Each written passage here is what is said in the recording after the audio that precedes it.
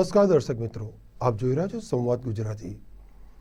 લોકસભા 2024ની ચૂંટણીની તારીખ જાહેર થતાં જ દેશભરમાં ચૂંટણીનો મહોત્સવ ચાલી રહ્યો છે।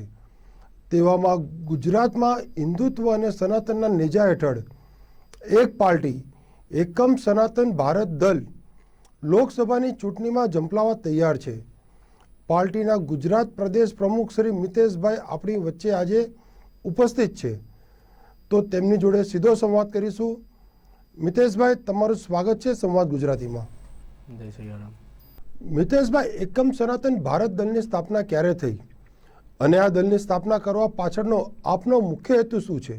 એકમ સનાતન ભારત દળ ભારત વર્ષમાં બહુ મજબૂતાઈથી, પ્રચંડતાથી સંગઠિત થઈને હિન્દુ હિતની વિચારધારાવાળી એક રાજકીય પાર્ટીની શરૂઆત ડિસેમ્બર 2023ના રોજ ઇલેક્શન કમિશન ઓફ ઇન્ડિયામાંથી માન્યતા મળી છે, જેમાં ગુજરાતમાં પણ આવનારી 2024ની લોકસભા ચૂંટણી પ્રદેશ અધ્યક્ષ મારા નેતૃત્વમાં લડાવવા જઈ રહ્યા છીએ।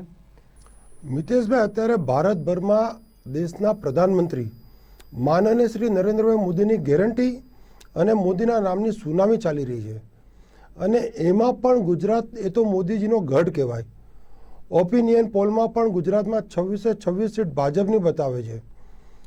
તો આ ભાજપની આંધી વચ્ચે તમે તમારું અસ્તિત્વ કેવી રીતે નોંધાવી શકશો? એકમ સનાતન ભારત દળ એક સ્વતંત્રતા સાથે રાજકીય પાર્ટી તરીકેની માન્યતા જ્યારે મળી છે, ત્યારે આખા ભારત વર્ષમાં 542માંથી 250 ઉપર સીટ અમે લડાવવા જઈ રહ્યા છીએ, જેમાં ગુજરાતમાં પણ 26 લોકસભા સીટના ઉમેદવાર લગભગ નક્કી છે। આવનારી ચૂંટણીમાં સનાતનને વળગીને રહેવાવાળા, હિન્દુ હિતની રક્ષા સાથે કઈ રીતે કરી શકાય, જેની વિચારધારા સાથે આગળ વધી શકે એવા ઉમેદવારોની યાદી તૈયાર છે।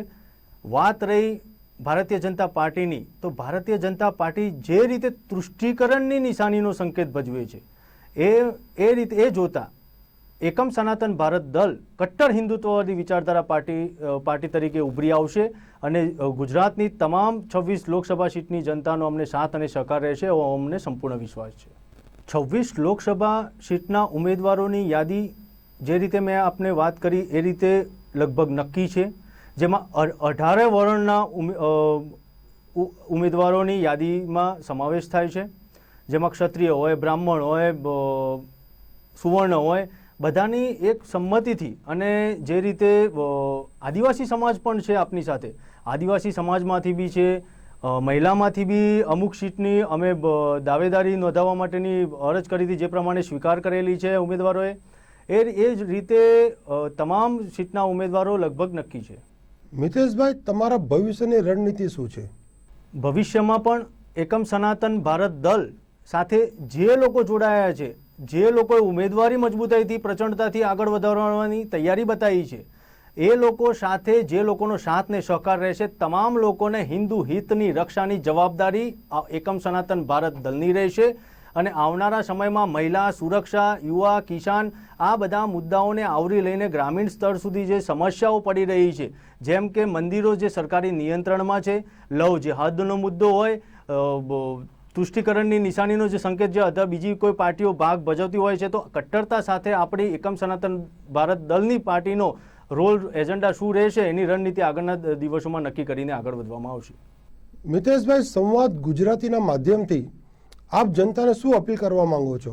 ગુજરાતની જનતાને એક જ અપીલ કરવી છે કે જે સમાજવાદ અને સેક્યુલરિઝમ જે ચાલી રહ્યું છે એ તોડતા રામ રાજ્યની સ્થાપના થાય, એમાં સિંહ ફાળો ગુજરાતની જનતાનો રહે, અને અમને સંપૂર્ણપણે વિશ્વાસ છે કે આ ચૂંટણીમાં ભારતભરમાં જેટલા ઉમેદવારો લડે છે એમાંથી ગુજરાતનો સિંહ ફાળો રહેશે।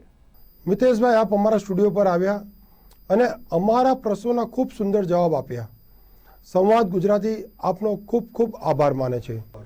ધન્યવાદ।